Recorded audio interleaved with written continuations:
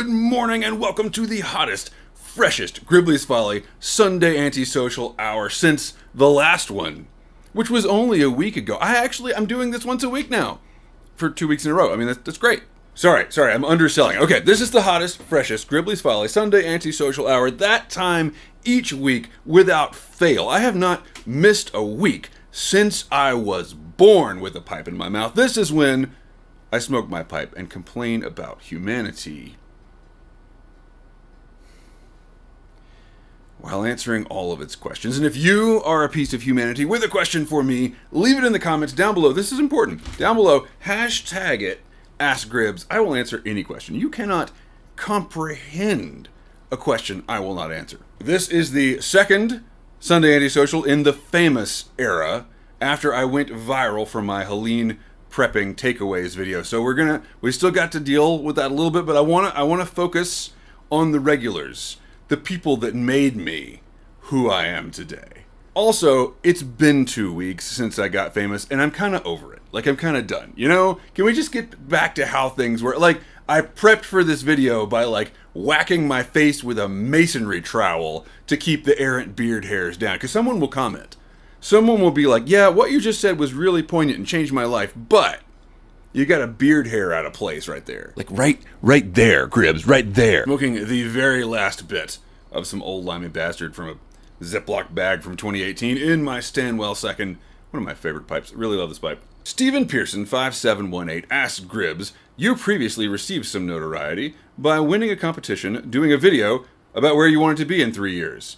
I've been following you off and on since then. Would you ever consider doing another Where I Want to Be in 3 Years video? No, I would not. I learned my lesson from that video, and now, after the wisdom I've gained in the intervening years, I firmly believe that setting an intention about your goals is the first step toward failure. Like, when I saw your comment, I was like, oh, I should really go back and watch that No, I shouldn't. I'm pretty sure that was pre-COVID, actually. Like, who sat down in 2019 and was like, oh man, in 3 years I want to be, and then got there? Who got there? Not a single one of us had a chance. At P_RO_ at P_RO, at Pro, at Prunderscore, whatever. Ask Gribbs, have you read Zen and the Art of Motorcycle Maintenance? If so, what do you think about it? The older I get, the more I feel like Phaedrius, and I'm worried more about the men in white than black helicopters. I thought I read that, but none of that sounds familiar. If I read it, it was in high school. And I read so many books in high school. Like, I was a voracious reader, and consequently, I've forgotten most of them. I would love to say that I would read it now on your recommendation. I know that a lot of people love this book. People buy me books, and I hand them back to them. Like, I'm never going to read this. I'm so sorry. There's just no time. There's no time for anything. Have you wondered why I'm not in my garage? It's because my kid's sleeping in the other room, right? And my wife is out, and it's Saturday night. Like, I got to get this video done in like 52 minutes. I was putting my kid to bed. I'm like, listen, hey, do you mind, like, after you're asleep, do you mind if I just go down to the garage for like a minute, you know, and just make one of my videos? He's like, you're going to let me get kidnapped, aren't you? And I'm like,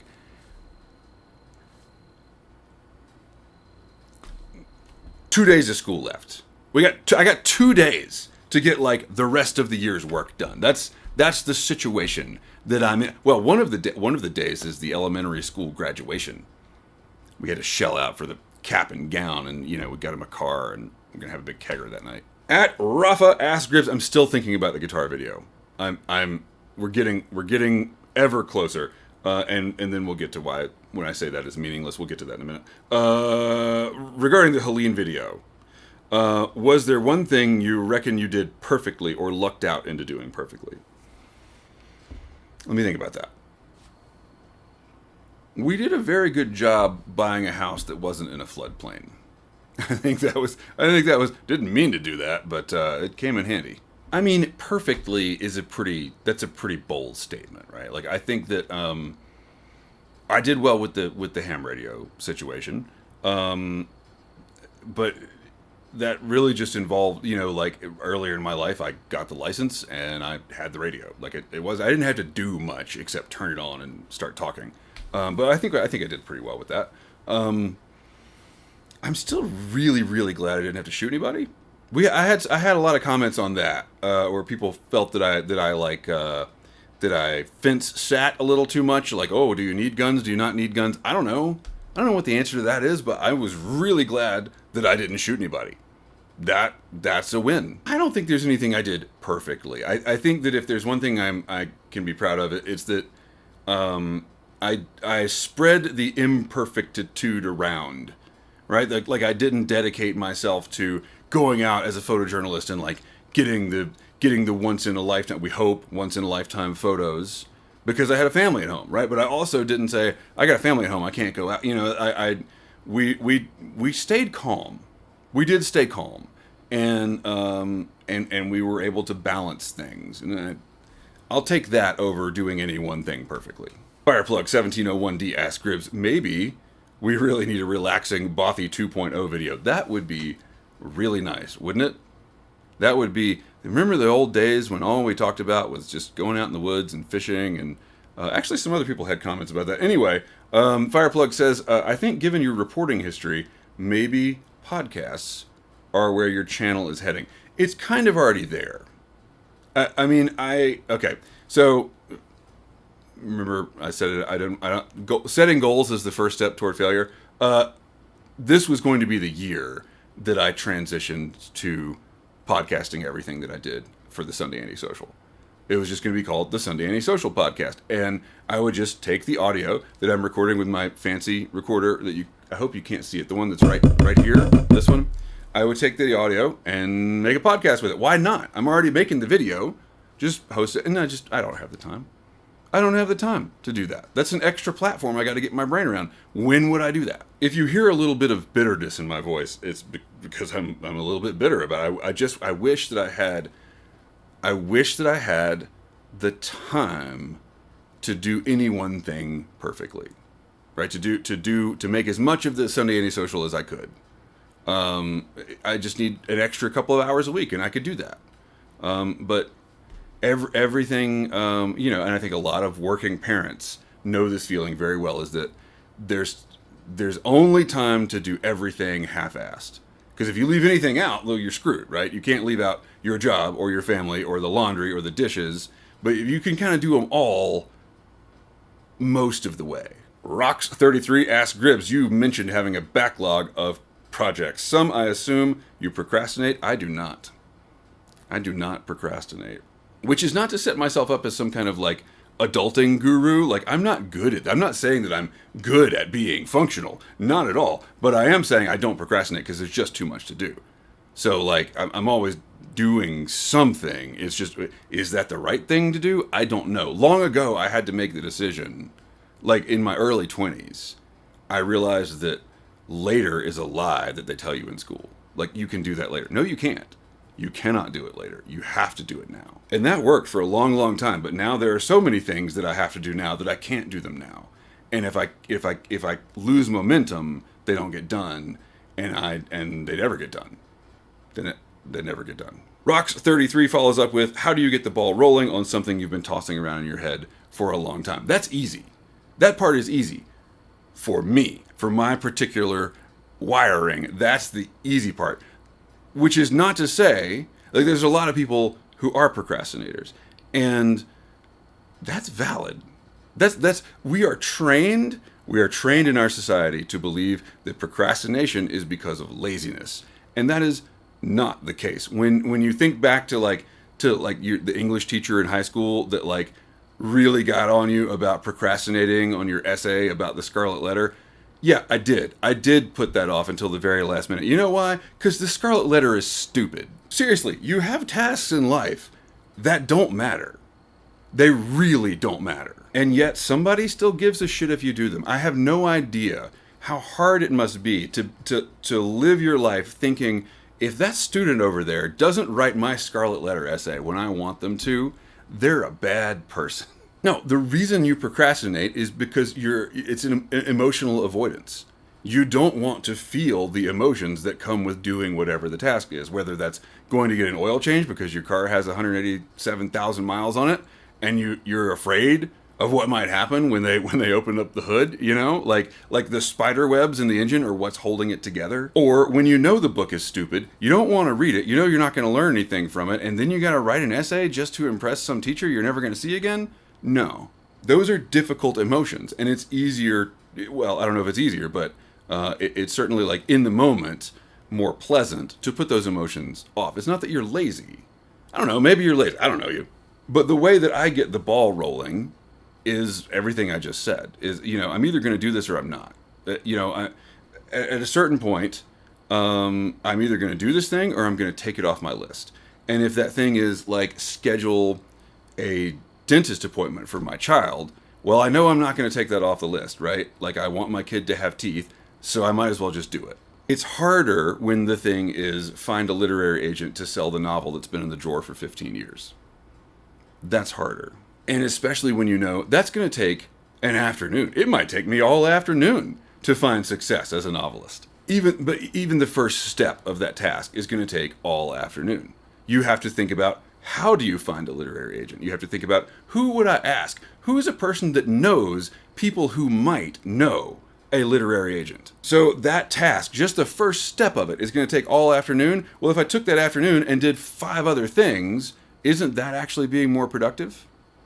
I don't know. How do you get the ball rolling? Which ball do you roll? One thing that works for me is scheduling things, is saying, okay, this is going to take 3 hours.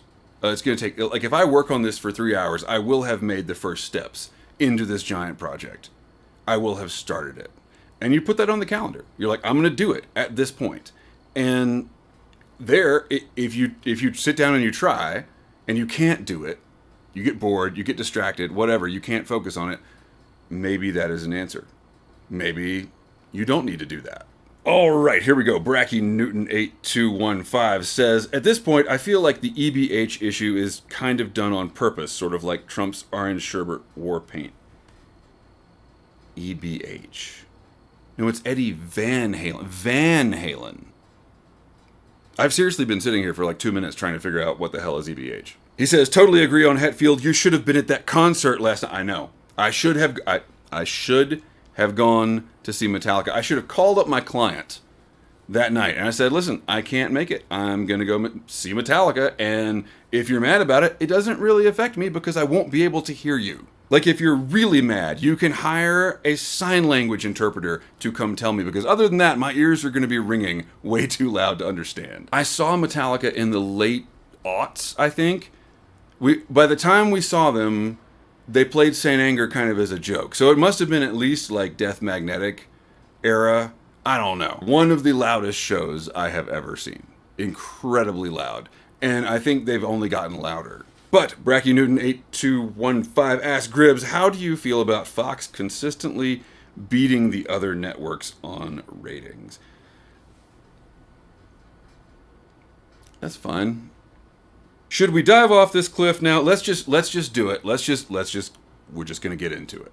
My wife sent me a piece of news this week that was leaked exclusively to Fox. Fox was the only place you could get this piece of news for while it was a breaking story. I read my first Fox News piece in, I don't know, 8 or 9 years. I literally couldn't believe the wording in this piece. I had to check the URL to make sure it wasn't a parody site. After I had sat with this piece of news, which was a very disturbing piece of local news, by the way, after I had sat with it for a while, I sent it to a friend who lives in Germany. And the friend was like, this is terrible journalism. And I was like, well, yeah. But she kept coming back to that point. Like this doesn't even, we can't even believe this because it's not trustworthy. I'm like, well, yeah. No. I mean, like, we don't even know this information is true. I'm like, yeah, that's the point. And then I realized she's been gone for several years. She left pre-COVID. The world has changed so much here that it's still surprising to her that Fox News is bad journalism. There used to be pretense, right? Like, they used to have the goddamn common courtesy not to insult our intelligence. That's apparently no longer necessary. It does not surprise me in the least that Fox has better ratings than all the other American networks. I think that people that actually consume news probably don't watch Fox. Like, if you really truly want to be informed about something, that's not the channel you would choose. However, that's a vanishingly small part of the demographic that watches television. I think one of the things that gets lost in all the fascism is that we elected a reality television star to be president. Like this is all just entertainment. When historians look back on these situations, at least they will be able to say about the Germans that those people had legitimately suffered because of something that was completely out of their control. The average German going through World War I and the 1920s had no say in what had happened to them. And it was truly, truly terrible. And when it comes down to it, that's the part that gets me the most. Like, at least the Nazis had true runaway inflation in the Weimar Republic. Like, at least the Nazis had a truly devastated economy. They had lost a generation of men to the First World War. They had legitimate grief in their lives. We're just doing this for fun. So that brings me to a little bit of an awkward comment that I need to address. Blake's Pipe says, I guess this topic of politics has become big money now. I used to enjoy the walks and the fishing trips and the rants, but when you beat the same old drum, it gets old. I guess that's why all the BoobTube news channels... Is that what I am? All the BoobTube news channels do so well. I guess that's why they do so well, because people are here to get their easy hit of dopamine off of politics. I will stand by my assertion that I have made for years and years, for the whole time, really, that we do not talk about politics on this channel. And I say that on this basis. I am not here to debate policy. I'm not bringing you to my side of the aisle. We are not talking about partisan politics. We're not challenging each other's positions. What we're talking about in these latter days is not politics. It's Americanism. It's whether or not you are an American. Do you understand what it means to be an American? And the answer to that question is not political. It's moral. It's almost spiritual. Do you really, really believe that people should be free? Look at what happened in Los Angeles yesterday. That is not a political issue. Everyone will try to make it a political, which we can talk about illegal immigration all day long and okay, you ready for this? I'm going to make so many people mad right now. I don't like illegal immigration. I don't like it. I'm opposed to illegal immigration. Not only that, it is 100% the purview of the federal government to enforce immigration law with a warrant. If people come here from other places and cause trouble, we should absolutely arrest them and send them to court. What is happening now is not the American way. This is not a political question. We're not talking about the issues. We're talking about whether or not due process is honored. There is a reason that habeas corpus is a Latin phrase, because that's how old the idea is. We are forsaking values that we have held since the Magna Carta. You think I'm talking about politics because I want extra hits on my YouTube channel? No, I'm talking about politics because if I don't speak out, then I fall down the ladder from victim to volunteer to accomplice. In fact, I am not saying a lot more than Americans have Second Amendment rights. How long do you think you can kick down doors in neighborhoods like this before something really bad happens? I cut a part out of my video last week because I thought it was too much. I was like, well, the video is too long, and do I really want to strike this kind of mood when I know I'm going to have a lot of extra eyes on my channel? Here's what I cut out. Have you seen the latest video, the one from Martha's Vineyard, with the FBI agent and the guy that confronts him. And there's like a local cop trying to liaison between the angry citizens and the FBI agent. And the FBI agent is standing there. He's like all tacked out, but he's wearing like a t-shirt and jeans and he's got a mask on. So the reality is we've got some douchebag in a mask and a grunt style t-shirt that says he's from the FBI. I'm sorry. I know there have been a lot of budget cuts. Can the FBI not afford standardized uniforms for its tactical teams? Right? Or like, I don't know, a badge? Like, did Doge come through and take all the toner out of your printers? Is that why you don't have a fucking warrant? I'm sorry. Hang on. Hold up. Let me back up. Since when does the FBI enforce immigration? Am I the only one around here who gives a shit about the rules? So if you were one of those prepper types that like you sided with Randy Weaver at Ruby Ridge, like if he was your boy, like maybe you like David Koresh at Waco, now's your chance. We fought wars over this, and these issues are not difficult to understand. So when you come across people that think that we're still talking about politics, that we're still talking about illegal immigration, that ship has sailed. I'm not going to tell anyone not to watch my channel, but that's not because I want clicks. It's because I don't have to tell anyone. All I have to say is, real Americans know what to do about fascists. If that phrase so offends you that you feel like you need to leave, the problem has solved itself, and you should look in the mirror. For those of you still with me, excuse the unpleasantness. I don't want the unpleasantness. I would much rather not be living through this particular time in history.